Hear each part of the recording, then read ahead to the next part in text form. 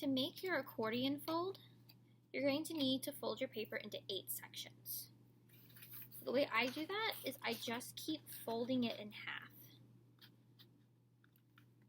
If you have a bone folder at home, it'd be a great tool to use to get these creases nice and flat.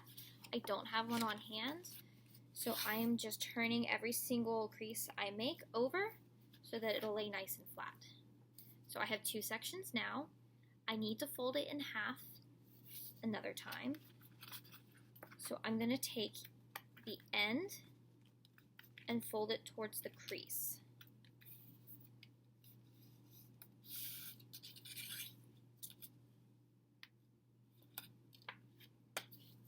Do that again, taking the end of the paper and I'm folding it towards the middle crease.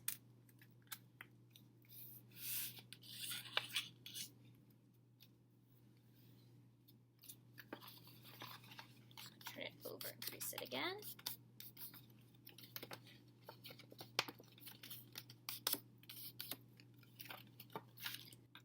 So now I have 1, 2, 3, 4 sections, and I need to make 8. So I am going to fold each of these sections into a half one more time.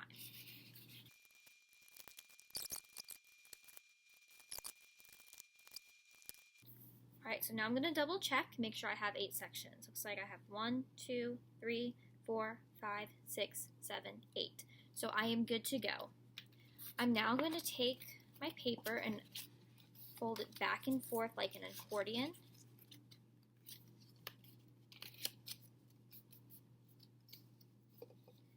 So for a tunnel book that has 5 pages, you are going to label your accordion fold like this. You're going to have 1, fold it over, 2, fold it over, 3, fold it over, 4, and then your top page is going to be number 5. If your tunnel book only has 4 pages, all you're going to do is chop off this front fold. If your book has 5 layers to it, you're not cutting anything. Only cut for 4. This one has 5, so I'm not going to worry about cutting.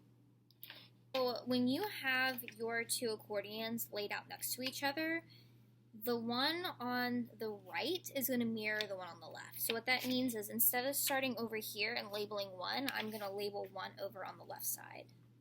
So I'm going to do 1, skip 1, 2, skip 1, 3, skip 1, 4, skip 1, 5's on the back. The reason for this is when you start assembling, 1 is going to have to match up on either side, and then you're going to do the next layer, and then layer 3, layer 4, and then layer 5 is going to be the front page. So now that I've finished my accordion fold, I'm going to set this aside, and I'm going to work on the border for my pages. So as you can see, I labeled each of my pages at the top. I would recommend doing this very, very lightly in pencil, so that once you start constructing your book, it'll be super easy to match up the numbers. So I'm going to take this strip of paper. Everyone in their supply kit should have gotten a 1-inch strip of paper, and it has a 1 labeled at the top. And I'm going to lightly trace a border on all of my pages. You have to have a border with a tunnel book.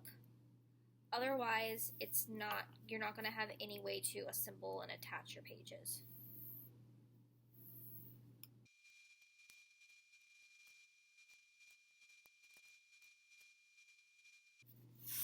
Alright, now I have all of my frames drawn out. I know it's kind of hard to see because of the light, but I drew a very light line all over 5 of my pages, and now I'm ready to start adding designs and assembling my tunnel book.